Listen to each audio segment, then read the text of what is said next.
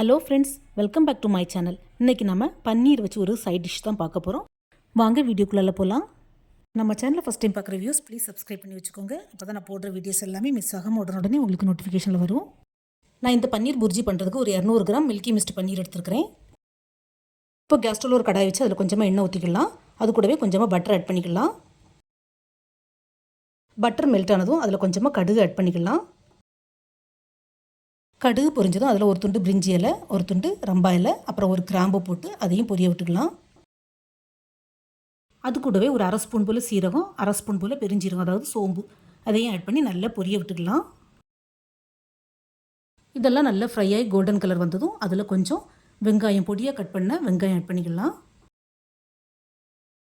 Friends, வெங்காயம் எவ்வளோ பொடியாக கட் பண்ண முடியுமோ அந்த அளவுக்கு பொடியாக கட் பண்ணி போட்டுக்கோங்க. நான் சாப்பரில் வச்சு சாப் பண்ணியிருக்கிறேன், ஸோ நல்ல பொடியாக கிடைக்கும். இந்த பன்னீர் புர்ஜிக்கு வெங்காயம் பொடியாக கட் பண்ணி போட்டால் தான் நல்லாயிருக்கும். வெங்காயம் இருக்கணும், ஆனால் அதில் இருக்கிறது மாதிரியே தெரியக்கூடாது. அந்த அளவுக்கு பொடியாக சாப் பண்ணி போட்டுக்கோங்க ஃப்ரெண்ட்ஸ். வெங்காயம் நல்லா வதங்கணும்னு இல்லை, லைட்டாக வதங்கி கண்ணாடி பதம் வந்ததும் அது கூட ஒரு பச்சை மிளகாவை கட் பண்ணி ஆட் பண்ணிக்கலாம். பச்சை மிளகா சேர்த்து நல்லா வதக்கி விட்டுக்கலாம். ஃப்ரெண்ட்ஸ், பச்சை மிளகா நான் காரத்துக்கு ஒன்று தான் சேர்த்துருக்கிறேன். ஏன்னா இதுக்கப்புறமா நம்ம சில்லி பவுடர் ஆட் பண்ண வேண்டியிருக்குது. ஸோ காரம் கொஞ்சம் பார்த்து ஆட் பண்ணிக்கோங்க.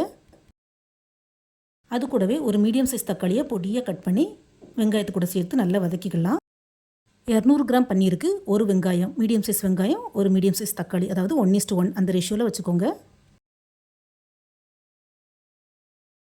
வெங்காயம் தக்காளியும் பொடியாக சாப் பண்ணி போட்டுக்கனால சீக்கிரமாகவே வதங்கிடும். இது கூட கொஞ்சமாக இஞ்சி பூண்டு பேஸ்ட் ஆட் பண்ணிக்கலாம். இஞ்சி பூண்டு பேஸ்ட்டு சேர்த்து லைட்டாக வதக்கி விட்டதுக்கப்புறமா கொஞ்சம் தேவையான அளவு உப்பு ஆட் பண்ணிக்கலாம். அது கூடவே கொஞ்சமாக மஞ்சப்பொடி, கொஞ்சமாக காஷ்மீரி ரெட் சில்லி பவுடர். நான் இன்றைக்கி இந்த புர்ஜிக்கு நார்மல் சில்லி பவுடர் ஆட் பண்ணல, அதுக்கு பதிலாக காஷ்மீரி ரெட் சில்லி பவுடர் தான் ஆட் பண்ணியிருக்கிறேன். உங்களுக்கு தேவைன்னா கொஞ்சமாக நார்மல் சில்லி பவுடர் கூட ஆட் பண்ணிக்கலாம். அது கூடவே கொஞ்சமாக மல்லித்தூள் சேர்த்து லைட்டாக மிக்ஸ் பண்ணி விட்டுக்கலாம். வெங்காயம் தக்காளி நாம் சேர்த்த மசாலா பொடிகள் எல்லாம் நல்லா சுண்டி வதங்கி வரணும். அந்த அளவுக்கு நல்லா வதக்கி விட்டுக்கலாம். ஃப்ரெண்ட்ஸ், இந்த பன்னீர் புர்ஜிக்கு கொஞ்சம் கூட மறந்தும் நம்ம தண்ணி சேர்க்கக்கூடாது. போதும், இந்த அளவுக்கு தக்காளி வெங்காயம் மசாலா வதங்கினதும் நான் 200 கிராம் பன்னீரை துருவி வச்சுருக்கிறேன், அதை ஆட் பண்ணிக்கலாம். பன்னீரை நான் இந்த கிரேட்டரில் போட்டு தான் துருவி எடுத்துருக்கேன். நீங்களும் இந்த மாதிரி கிரேட்டரில் போட்டு துருவி எடுத்துக்கோங்க, அப்போ தான் புர்ஜிக்கு நல்லாயிருக்கும். இப்போ துருவின பன்னீரை நம்ம கடாயில் சேர்த்துக்கலாம். பன்னீரை சேர்த்து நல்லா மிக்ஸ் பண்ணி விடணும். வெங்காயம் தக்காளி கூட இந்த பன்னீரை சேர்த்து கலரும்போது கொஞ்சமாக தண்ணி விடுற மாதிரி இருக்கும். பட் 2 நிமிஷத்தில் பன்னீர் நல்லா வதங்கி வரும்போது அந்த தண்ணி எவ்வளோ நல்லா வற்றி போயிடும். துருவின பன்னீரை சேர்த்து இந்த மாதிரி நல்லா மிக்ஸ் பண்ணி விட்டுக்கிடணும். ஃப்ரெண்ட்ஸ், நீங்கள் நான்வெஜ் சாப்பிட்றவங்களா இருந்தால் இந்த பன்னீருக்கு பதிலாக முட்டை ஆட் பண்ணி எக் புர்ஜி கூட பண்ணலாம். ரெண்டுக்குமே சேம் ப்ராசஸ் தான். நல்லா மிக்ஸ் பண்ணி விட்டதுக்கப்புறமா கொஞ்சமாக ஒரு 1/4 ஸ்பூன் போல் கரம் மசாலா ஆட் பண்ணிக்கலாம். கரம் மசாலா அல்லது சிக்கன் மசாலா கூட ஓகே தான். கரம் மசாலா சேர்த்து நல்லா மிக்ஸ் பண்ணி விட்டதுக்கப்புறமா கொஞ்சமாக பொடியாக கட் பண்ண மல்லிக்கீரையை சேர்த்து நல்லா மிக்ஸ் பண்ணி விட்டுக்கலாம்.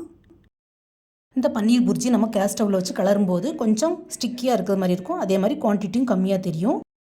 பட் கேஸ் ஆஃப் பண்ணி நம்ம இறக்கி வச்சதுமே 2 to 3 மினிட்ஸில் நல்லா உதிரி உதிரியாகவும் கிடைக்கும். அதே நேரம் குவான்டிட்டியும் ஜாஸ்தியாகவே இருக்கும். தந்தூரி ரொட்டி, சப்பாத்தி ரெண்டுக்குமே இந்த பன்னீர் புர்ஜி செம்ம டேஸ்ட்டாக இருக்கும்.